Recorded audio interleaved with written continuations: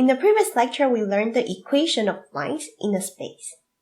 We've learned that to describe a line in space, we need a point on the line and a directional vector that is parallel to the line. How about equation of plane in space? Let's talk about that in this lecture. Before I give you the definition, let's pause the video here and think about how many information would you need to describe a plane in space.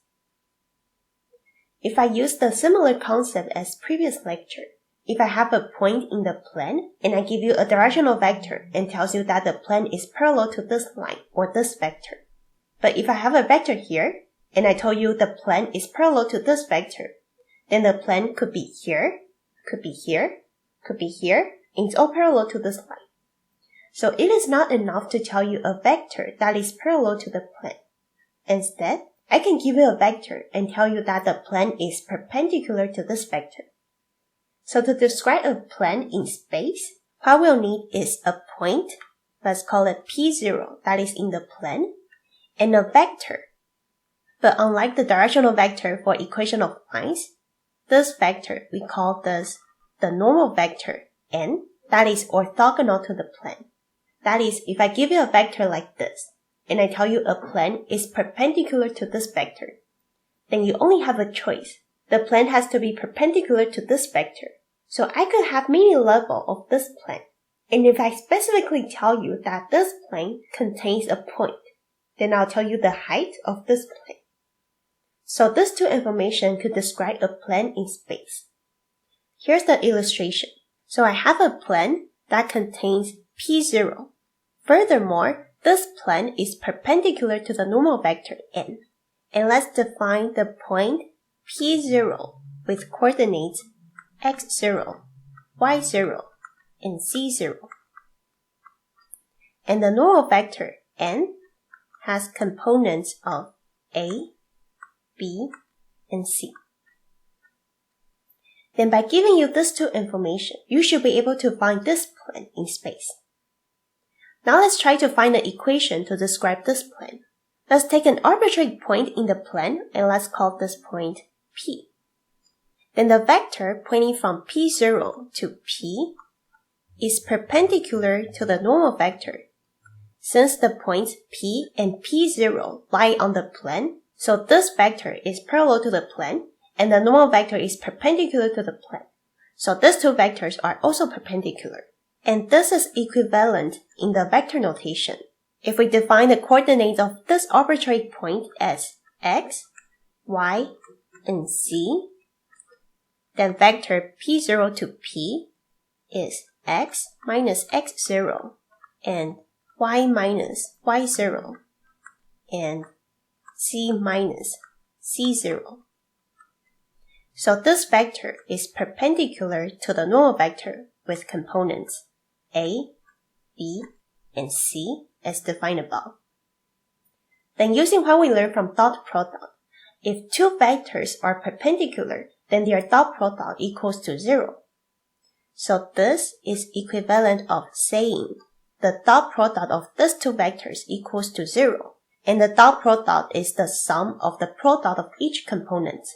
The product of the first component is a times x minus x0, then plus product of the second component, b times y minus y0, then plus product of the third component, c times c minus c0, and thus equals to 0, since the two vectors are perpendicular. And this equation is called the scalar equation of the plane. We can also rewrite this. You can note that the a, b, and c are components of the normal vector, so they are constant. And x0, y0, and z0 is a point in the plane, and they are also constants. So a times x0, b times y0, and c times c0, they are just some constant. Then we can define another constant as the sum of these three numbers. So let's rewrite this equation. This is equivalent to a times x plus b times y plus c times c and plus the sum of the three numbers, and let's call it d. And that is also an equation to describe a plane in space. And we call this type of equation the linear equation of the plane, where the constant d is the negative of a times x0 plus b times y0 plus c times z0. Now let's look at two examples of equation of planes. Here's the first one. Let's find the equation of the plane that passes through these 3 points. And the 3 points are illustrated in the figure below, in the xyz space. So the shaded area is part of the plane. Then how can we find the equation for this plane? As we just learned, to write out an equation of plane, we need a point that is in the plane, and we also need a vector that is perpendicular to the plane. If we have 3 points, then we can define 2 vectors. For example, P to Q and P to R. Then to find a vector that is perpendicular to both vectors, then we can take the cross product of the 2 vectors. So since the vector P to Q and the vector P to R lie in the plane, so we can let our normal vector n as the cross product of these 2 vectors, because the result of the cross product is perpendicular to both vectors. So let n equals to P to Q cross P to R. Vector P to Q is 3 minus 1, that is 2, negative 1 minus 3, that is negative 4, then 6 minus 2, that is 4. So that is the first vector. Then cross with P to R. That would be 5 minus 1, then 2 minus 3, and 0 minus 2. Then we can use the determinant notation.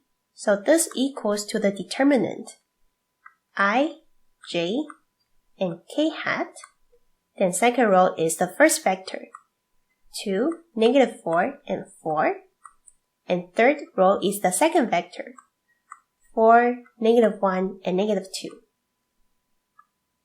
Then this equals first component. We have negative 4 times negative 2, then minus negative 1 times 4. That is 8 plus 4, so 12.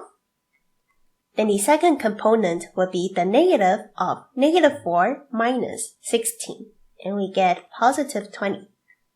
Then the third component would be negative 2 minus negative 16, that is positive 14. So this would be the normal vector to the plane. And we also need a point that is in the plane. For example, I can take the point P with coordinates 1, 3, and 2. And of course, you can take either point Q or point R. So this is a point in the plane. So using the equation that we got, we take the first component of the normal vector, 12, then times x minus the x coordinate of point P, that is 1. Then plus second component of the normal vector, that's 20, then times y minus the y coordinate of P, that is 3. Then plus the third component of the normal vector, 14. Then times c minus the z component of point P, that is 2. And this equals to 0. Or, using the second equation, we combine all the constants. I can also divide it by 2 on both sides. So I get 6x plus 10y, then plus 7c. And this equals to 50. And that is the equation of the plane. And here's the second example. Let's find the angle between these 2 planes. From these 2 equations, we can get the components of their normal vectors. The normal vector to the first plane, let's call it n1, has components of 1, 1, and 1. The constants in front of x, y, and z. And the normal vector to the second plane, let's call it n2. It has components of 1, negative 2, and 3. So how can we find the angle between 2 planes? Let's look at this graph. Here I have 2 planes, this plane and this plane. And this angle, theta, is the angle between the 2 planes. And we can notice that since their normal vectors are always perpendicular to the plane, So this is n1, the normal vector to the first plane, and this is n2, the normal vector to the second plane. So this angle, the angle between n1 and n2, is the same angle as the angle between the planes. So this question is also asking the angle between the normal vectors of the two planes. Now the question gets simpler. Instead of finding the angle between two planes, what we want is the same thing as finding the angle between their normal vectors. And we know how to find the angle between two vectors. We learned that when we talk about the dot product, we have this equation. Cosine of theta equals to the dot product of the two vectors divided by the product of their magnitude. And here we want the angle between n1 and n2. So cosine of theta also equals to n1 dot with n2 divided by product of their magnitude. Magnitude of n1 times magnitude of n2. So this equals n1 dot n2 is 1 times 1 plus 1 times negative 2, then plus 1 times 3. Then divided by product of their magnitude. Magnitude of n1 is the square root of 1 square plus 1 square plus 1 square. And magnitude of n2 is the square root of 1 square plus negative 2 square plus 3 square. And this equals to 2 divided by square root of 42. Then we can find the angle by taking the inverse of cosine. So theta would be the inverse of cosine of 2 divided by square root of 42, which approximately equals to 72 degrees. So that is the angle between these two planes. And that is the end of the lecture. In the next lecture, let's talk about surfaces in space. We'll talk about the cylinders and quadratic surfaces.